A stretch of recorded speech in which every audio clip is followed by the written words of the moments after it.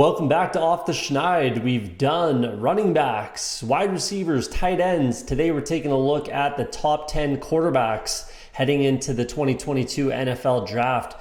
Let's get it started at number 10. Obviously, we've got Caleb Ellaby here from Western Michigan. Player comp I have for him is Jake Fromm. Let's start at the combine with Ellaby here. He weighed in at, measured 6'1", weighed in at 209 pounds. Didn't run a 40, but looking at the stat line, he's not a crazy runner of the ball, but he definitely can scramble around and make stuff for himself. In college, the rushing numbers are counted. You lose yards for a sack is what happens in college. So it can be a little bit skewed if you didn't know that. But he does have some touchdown potential there and some upside. It's weird, he's got a ton of eligibility. So that freshman year that you see where he played 5 games, he was actually meant to redshirt. The starter, I can't remember his name and it doesn't matter, got hurt. So he came, took off the red shirt type of a thing, started those 5 games, played relatively well, as a true freshman. And then that's where that gap comes in 2019, where he then put the red shirt back on, sat out the year while whoever that quarterback was, Heinicke or something like that, he led the Broncos. And then obviously he came back in 2020 as, red shirt. Yeah, red shirt, I guess you'd call it sophomore. A little unorthodox how it went down, but there you go. And played pretty well in 6 games, 18 touchdowns. That's 3 a game plus the 4 on the ground is pretty quality. And then this past season, 23 touchdowns, 6 interceptions. So fairly efficient. He takes care of the ball, doesn't turn it over a ton, which is a good quality for the NFL. I think the biggest thing with these pretty much, 7 through 10 in these rankings, all of these guys, especially Caleb Ellaby, I like that he's an early declare. Like I said, he still has 2 more years of eligibility that he could have. But it's not a bad idea considering it's a weak quarterback class to come out now and declare. He has probably the best opportunity right now to get himself a job in the NFL and just earn a paycheck. I think again 7 through 10. I don't think any of these guys. I think they are very self-aware that they know they're going to be nobody's franchise quarterback. So it's a good time to declare and get yourself a paycheck as a practice squad guy, backup quarterback, third stringer, that sort of a thing. So it's a decent move for Caleb Ellaby. So there you go. There's number 10, Caleb Ellaby from Western Michigan. Taking a look at number 9, we've got EJ Perry from Brown University. Player comp I have for him is Taylor Heinicke. Why do I have Taylor Heinicke? Well, a couple things. Small school guy. Old Dominion is where Taylor Heinicke comes from, and can run the ball a little bit. You can see his passing stats on the screen there. Basically averaged 3,000 yards, 22 touchdowns, 13 interceptions, pretty much carbon copies of his, technically junior and senior seasons at Brown. There's a gap there, obviously. 2020 doesn't show up because Brown chose not to play football in 2020 due to COVID. So that's why there's no stats for 2020. He didn't get injured, didn't opt out or anything like that. Well, the entire school opted out. So there you go. But for the rushing stats that I couldn't have on the screen here, let me give them to you.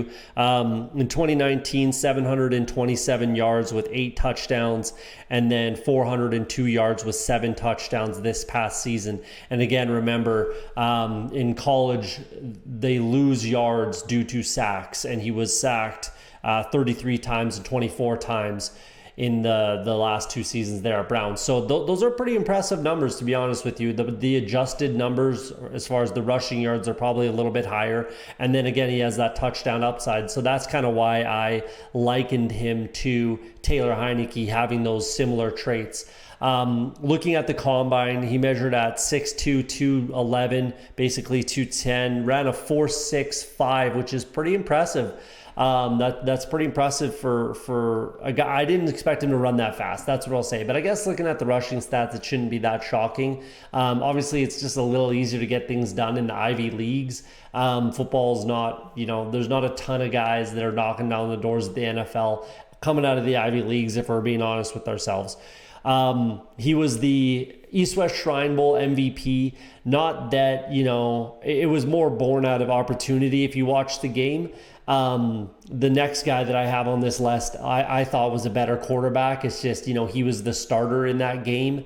And I can't remember which it was, East or West or whatever it was, but EJ Perry's team was trying to make a comeback in that game. He played really well, but again, it was kind of out of necessity. He did play well, so there you go. That's kind of why I have him on this list.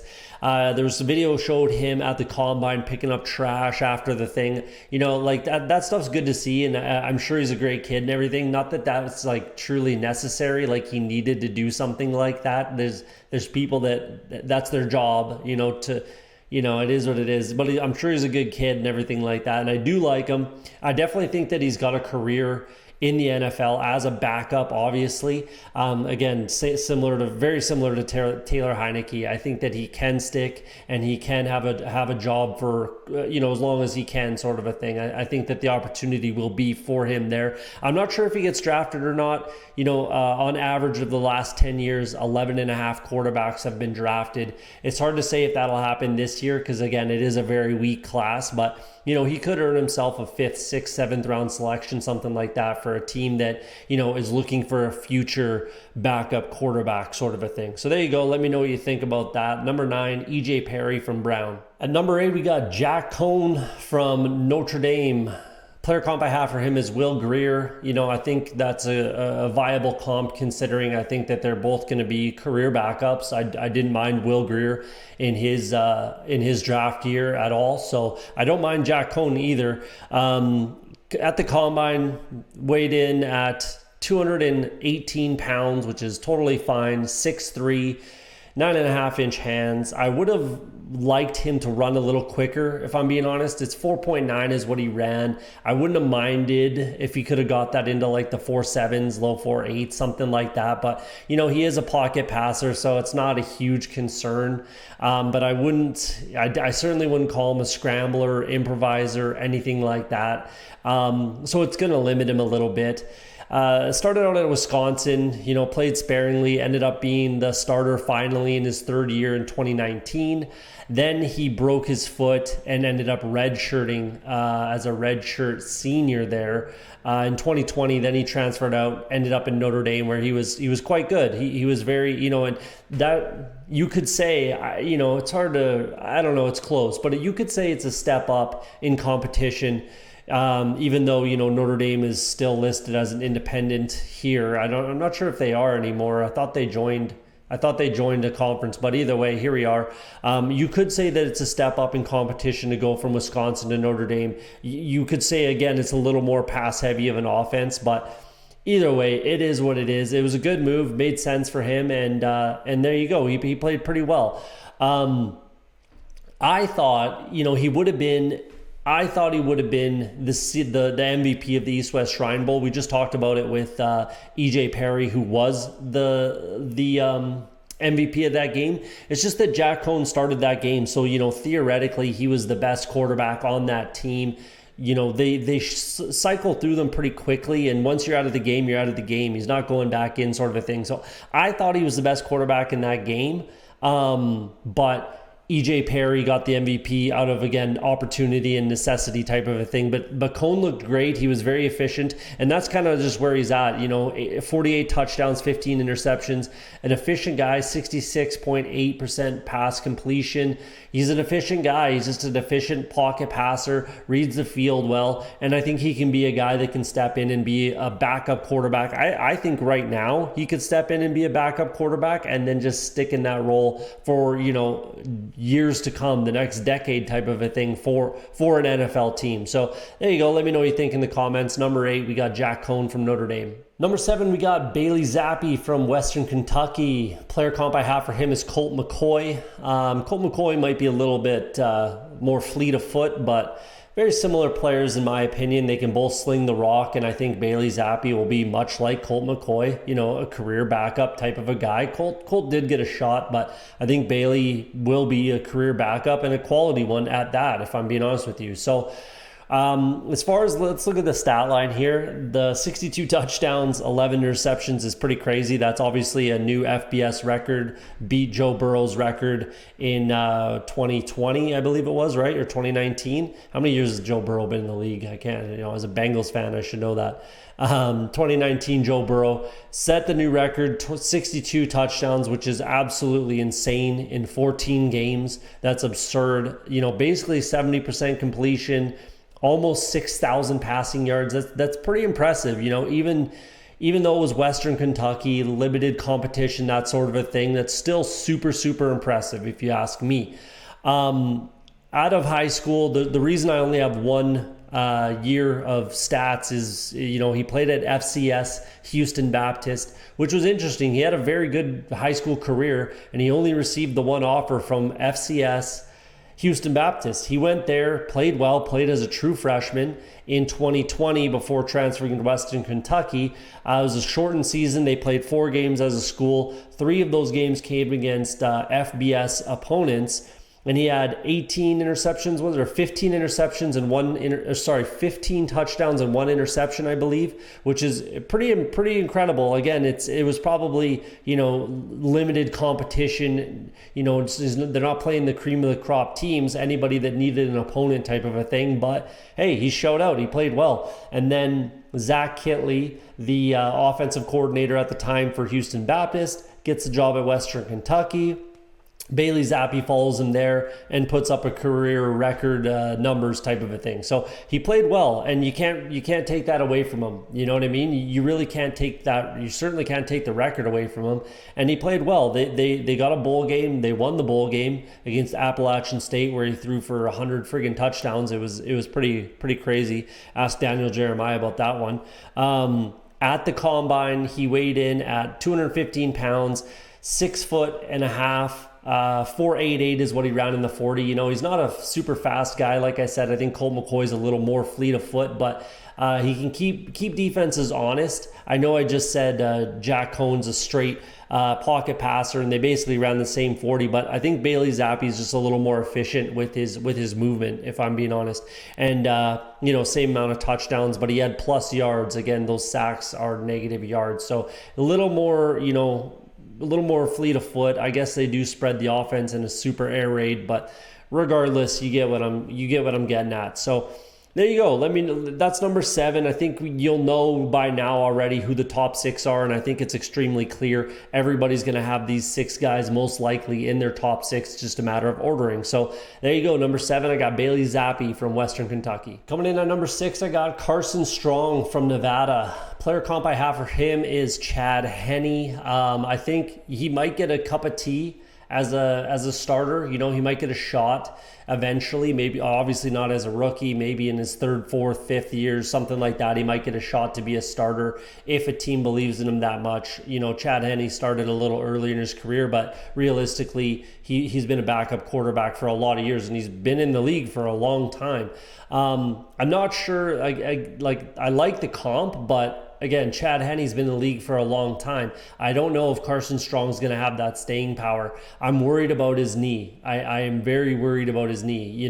It's something that can take years off of a guy's career, from what I've heard and what I've read. I'm certainly not a doctor, but it can take years off of a guy's career.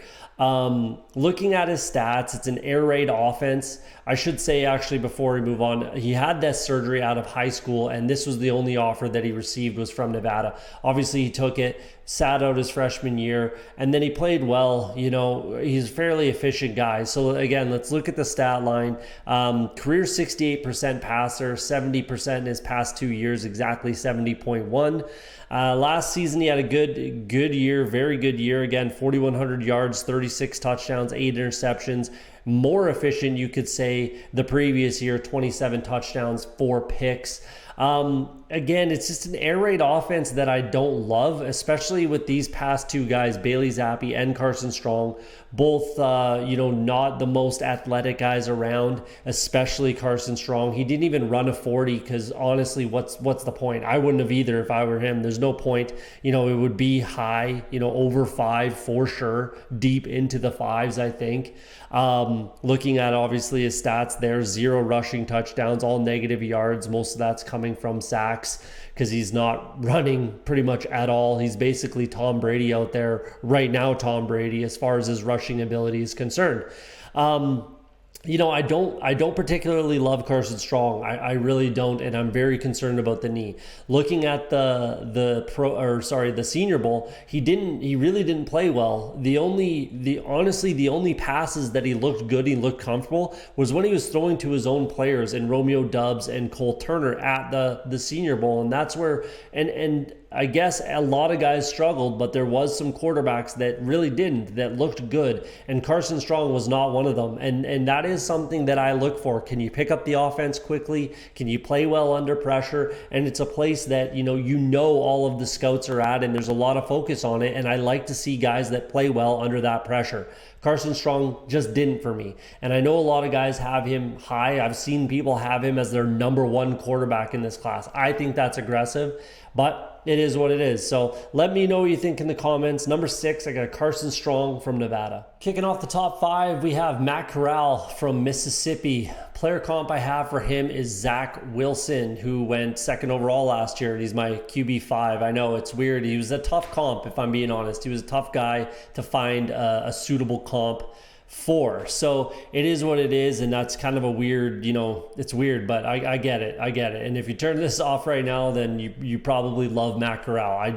I can't get behind it. I didn't see enough out of him, if I'm being honest, on tape. So let's go through it here. He comes from Long Beach Poly, fabled Long Beach Poly in California, transferred there after getting into a bit of a Donnybrook with Wayne Gretzky, the great one's son, which is kind of funny to me, and I have to assume Matt Corral won that fight, so good for him. That's kind of, not a lot of people can say they beat up Wayne Gretzky's kid. I think it's kind of funny. So goes to Mississippi, didn't really play until his sophomore, redshirt sophomore year. 29 touchdowns, 14 interceptions. I just would have liked to have seen those numbers improve a fair amount. I know, the weapons were decreased, that sort of a thing, but if he is that guy, then I would have liked to have seen those stats bump up a little bit. That's not exactly what's making me hold him back. It just is what it is. He's got a quick release, so it's a super catchable ball. He's a good read option quarterback. He can run a little bit. Looking at the rushing stats, 500 yards, 4 touchdowns in 2020, 600 yards, 11 touchdowns in 2021. Again, those are probably adjusted more like, 600 and something, 700 and something yards. Touchdowns are there, so that's good. At the combine, 6'2", 212 is what he weighed in at. Didn't run a 40. Obviously, he's still recovering from that, sprained ankle it was in the bowl game that he, had to play. He didn't sit out, which I do appreciate. I do actually like that. That's a good leadership skill right there. I don't hate that he played the game. Sam Howell did the same thing, and I'm not docking him marks for that. In fact, it's actually a positive trait in my opinion.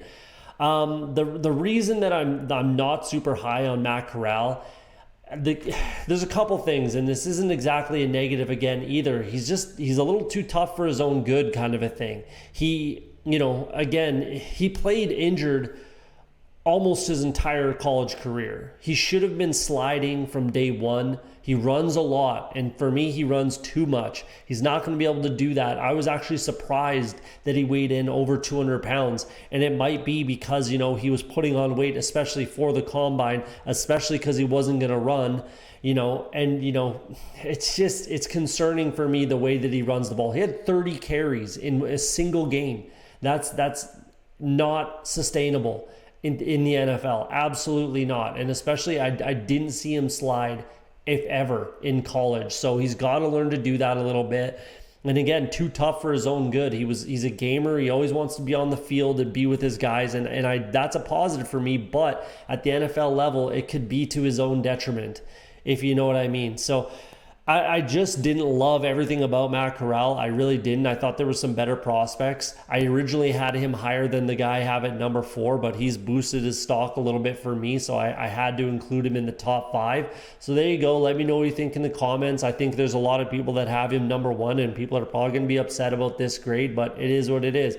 Let me know what you think in the comments. Number 5, Matt Corral, Mississippi. Quite confident I'm going to have people hating on both of these last two, 4 and 5. But at number 4, I got Malik Willis from Liberty. Player comp I have for him is Tyrod Taylor. And if you think that that's, a slap in the face, then I don't know what to tell you, because it's absolutely not. It's absolutely a compliment. But there you go. So Malik Willis, I liked him less early on, in the process. And as things went on, I started liking him more. I watched tape again on it. And the biggest problem that I mean, it's not even his fault. The biggest problem I had is he just had bad tape, mostly because the offensive line was absolutely atrocious at Liberty, and he didn't have a lot of weapons. He would never say that about his teammates. This is a fantastic kid, and which I'll get to in a second, but he just didn't. He would never admit it, but his team was a bad team, and he made this team as good as they could be. So his tape hurt his stock for me. If you need evidence of this, go watch the Mississippi game, the game against Ole Miss. He was running for his life all game, and he got sacked multiple times. It hurt his tape. It just is what it is. Former Auburn recruit, transferred to Liberty, had to sit out a season. Wasn't that crazy efficient. So, again, you could maybe move him up here, and I would be okay if people have him higher on their rankings than I do, and I know there's certainly most people do. He just tended to make bad decisions, but he was running around back there, running for his life and forcing things, trying to make things happen. Will that translate to the NFL level? I'm not sure. And again, the strength of schedule wasn't amazing, so I don't know. It's hard to say. He had multiple games with 3 interceptions. I think he's the biggest mystery. I really, really do. I think he is the biggest boomer bust guy. I think he can be, a backup quarterback, much like, Tyrod Taylor at times. Got chances to start here and there, sort of a thing. That's the best comp I could think of, if I'm being honest. At the combine, 6.5 feet. 219, didn't run a 40, which is fine. He didn't need to at all. He's the fastest guy in this draft. I think it goes Malik Willis and then Desmond Ritter as far as speed and athleticism and that sort of a thing. He's a guy that I like. He's a quality character guy, that's for sure. Everybody saw the video of him handing out clothes and things like that to a homeless person in Indianapolis when he was just there for the combine. There's 0% chance that was staged. I know for a fact he's just a great kid. I follow the guy on Twitter who took that video. My apologies, I can't shout the guy out. I don't remember who it was. I can't find it, but he was on NFL Network, so he doesn't need me shouting him out on my small YouTube channel. But either way, that's a fantastic thing to see. Like, he's a very, very, very quality kid. He was more excited for his pro day for his teammates. He knows that he's shedding some light on these guys that they never would have got if it wasn't for him. And some of these guys might get drafted or get jobs in the NFL literally just because people were there to see Malik Willis here. So I love seeing that sort of stuff and hearing that sort of stuff. So yeah, he's going to be a first round pick, and he should be higher than, I just am, the way I grade is he NFL ready? And I do not think that he's NFL ready whatsoever. I think that whoever drafts him, he will sit first year, no question. He should. We'll see what happens injuries wise, and he might get forced into games, but we'll see what happens. I don't think he should start this year in the NFL. And I do like him. He has all the intangibles, all the traits. We'll see what happens. I don't think that this should be looked at as a knock on Malik Willis at number 4. I really don't. I just don't think he's NFL ready. I would say that he has the highest or the second highest ceiling in this entire class. It's just his floor could be honestly rock bottom. So we'll see what happens, but let me know what you think in the comments. At number 4, I've got Malik Willis from Liberty. Coming in at number 3, I've got Sam Howell from North Carolina. Player comp I have for him is Baker Mayfield. That is probably seems like a cop-out comp at this point, because a lot of people liken him to Baker Mayfield, and for good reason. He's almost he's a spitting image, a carbon copy of Baker Mayfield, if I'm being honest with you. At the combine, 6'1", 218, 9 1/8 inch hands. He didn't run. Not that was necessary. He showed that he can run the football this past season, but you know what? I think as far as from what I saw on tape, the perfect word for Sam Howell is mediocre. There you go. I said it, and I'm going to catch some heat for this, and I really don't care. A lot of people on Twitter, I had a guy tell me that quarterback wins are not a quarterback stat. And yeah, I guess you're right. But like, that's a leader. Your leader of your football team is your quarterback. And look at how much flack Carson Wentz gets. He had 27 touchdowns, 7 interceptions. That's quality stats. No, that's quality quarterback stats. Did he win football games? No. And he got shipped out of 2 teams in a row. Why? Because he didn't win football games. He can put up the stats, but he's not winning football games. And that is absolutely a trait. I think he does have the intangibles. I think he's a fantastic leader. I think he's left that North Carolina program in a much better spot where it is now than when he got there, that's for sure. And I do like his leadership skills. He played in his bowl game, even though, it was a rough season for the team. But he didn't progress and win football games. He didn't. He was 1-2 in bowl games. Oh, this guy's sad. Oh, this guy's sad. I don't care. I honestly really don't. If you're going to be the number one guy in your draft class, you got to win football games. You got to get to bowl games. You got to win. You got to win. And that's just what it is for me, if I'm being honest with you. I think he's going to go in the NFL, and I think he eventually probably will be a starter or get a shot to be a starter, but it'll be mediocre. He'll have a mediocre showing, and he's not, his floor and his ceiling are super, super close, right? Which is, there's nothing wrong with that. Again, that's why I have him likening and comping to Baker Mayfield. So let's look through his stat line. It's pretty quality. He set records in high school. He's a fantastic high school player. He was a good football player throughout his college career. 92 touchdowns, 23 interceptions, over 10,000 yards passing. His passing, his completion percentage could have been a little better, but you're going to say in 2020, that's when Javonte Williams, Michael Carter, Diami Brown, Daz Newsome, all of these guys, did they win games? No, they didn't. And I'm not just talking about their bowl game. They lost regular season games. With a team like that, I would have liked to have seen them win football games. There's really no excuses for me. There's not. I'm not going to go, and that's what you're doing. If you're telling me I'm wrong, you're making excuses for Sam Howell, and that's okay if you really like him. But I have him ranked number 3. It just is what it is. So let me know what you think in the comments, but bring something to back it up. I've said a lot here, so bring something to back it up. Don't just say I'm an idiot like I always say that achieves absolutely nothing.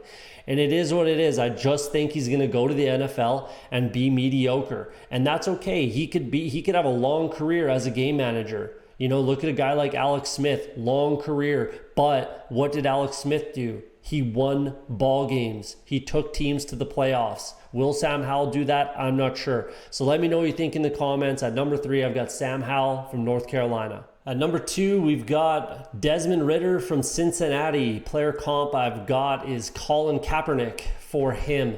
Let's start at the combine. 6'3", 211.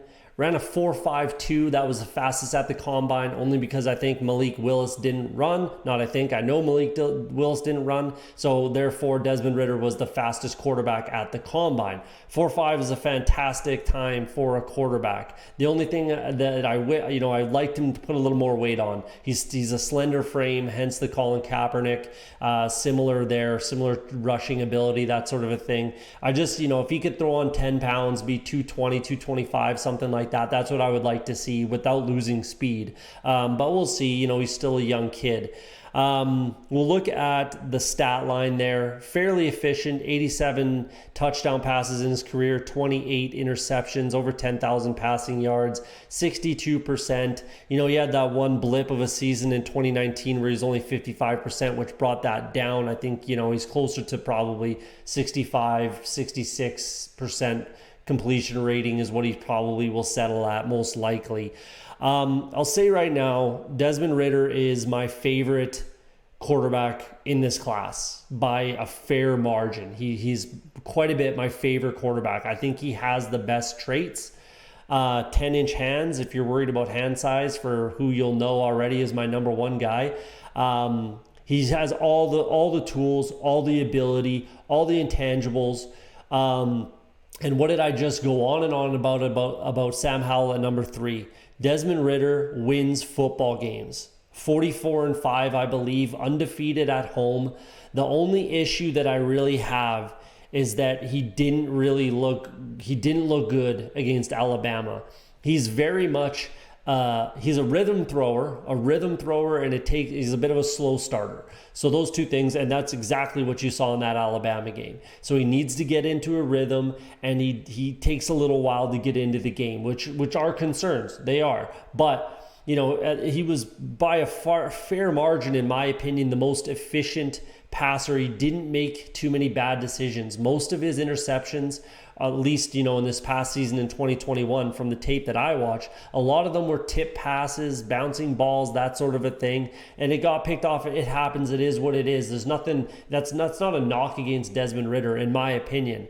And again, he won ball games. He went to bowl games. He won games, everything like that. And I think that he is able to do that at the NFL level. I hope that he can go to a team that has a good offensive line where he's not going to be running around for his life out there, and he can have time to scan the field, progress, make good decisions, because he still has to learn and progress and get more skills at that. If he goes to an NFL team with a good quarterback coach, a good offensive minded coach, that sort of a thing, then I think he'll be able to excel and likely will get a chance to start this year. I feel like maybe late in the season, who knows? I to be honest, I would like to see him sit his entire rookie year. There's not, realistically, none of these quarterbacks in this year's class are going to come out and be, offensive rookie of the year. I don't think. But if one guy can do it, I think that Desmond Ritter is that guy. I really do. I really like all the traits that he has. He's a winner. He's a gamer. Put on a little bit of weight. Keep that speed up. He can run the ball. I feel like Desmond Ritter has the most, the highest ceiling right there with Malik Willis, but his floor is much higher, in my opinion. And it's more attainable. It's more easily attainable, that ceiling for Desmond Ritter, than Malik Willis, in my opinion. So let me know what you think in the comments. At number 2, I got my favorite quarterback prospect, Desmond Ritter from Cincinnati. I'm sure you already knew, but at number 1, we got Kenny Pickett from Pittsburgh. The player comp I have for him is Mac Jones. I think they have a similar rushing ability. Kenny Pickett might be able to run the ball a little bit better, a little more efficiently than Mac Jones can, but similar 40 times, similar size, everything like that, similar throwing abilities, all that kind of stuff. At the combine, he measured in at 6'3", 217, ran a 4.73. Which is quality. I think it showed up a little more on tape than, running in a straight line at the combine. Very good decision for him to go back to school. Very, very, very good decision for him to go back to school. I think that there's no way in the world he would have had the opportunity he will have, given what's likely to be his draft capital in this year's draft, because he might have went undrafted last year. At the very least, it would have been a super late round pick, and somebody would have had to have really believed in him. Now he's put that good tape out there, 42 touchdowns and 7 interceptions. I think he was 3rd in Heisman voting or something like that, and the highest quarterback that's draft eligible in the Heisman voting. 67% completion rate, 4,300 yards. Like I said, 42-7, very quality. Another 5 rushing touchdowns. Again, those that rushing yards is a little skewed with sacks and everything like that. Obviously, the elephant in the room is the hand size. 8.5-inch hands. He's got a double jointed. He's got like a weird working man's hand. Obviously, went to Pittsburgh. That's not where he's from, but he's got that weird thumb. I'm sure everybody out there has met a guy or shaken a guy's hand that has that weird trait. It's just I've seen it multiple times before. So Kenny, 2 gloves. He's gonna wear 2 gloves most likely. Similar to obviously Teddy. So the thing was, he looked great at at the Senior Bowl. He looked great. He didn't play a ton, but he didn't need to, similar to how guys like Justin Herbert didn't play a lot at the Senior Bowl, but he looked good, threw a touchdown pass. He was efficient, everything like that. Certainly didn't hurt himself. And the only reason I put him above Desmond Ritter was because of Desmond Ritter's struggles in the college football playoffs. He got his team there, which is a plus because I think Kenny Pickett had all the opportunity to get the Pitt Panthers potentially in those college football playoffs, but they had some losses that they probably should have won those games. So, it was tough, but, all things remaining equal, I just think that Kenny Pickett might be the most pro-ready quarterback in this year's draft right now. He's the guy that I personally would feel the most comfortable putting out there in an NFL game if it was today, right? So that's why I have him number one. Does he have the highest ceiling? Absolutely not. Does he have the highest floor? Yes, he does. That's my opinion right now. He's an excellent thrower on the run. He's got good throwing mechanics. Like I said, all through his tape and from what I saw at the Senior Bowl Combine, all that kind of stuff, he is the most pro-ready quarterback in my opinion. So let me know what you think in the comments. People might say these are spicy takes, but it is what it is. It's just how I feel from watching tape, going through my process. I have Kenny Pickett as my number one quarterback from Pittsburgh. And there you go. There's my top 10 quarterback rankings heading into the 2022 NFL Draft. Like we always say at Off The Schneid, if you're afraid to be wrong, you'll never be right. And we'll see you on the next episode.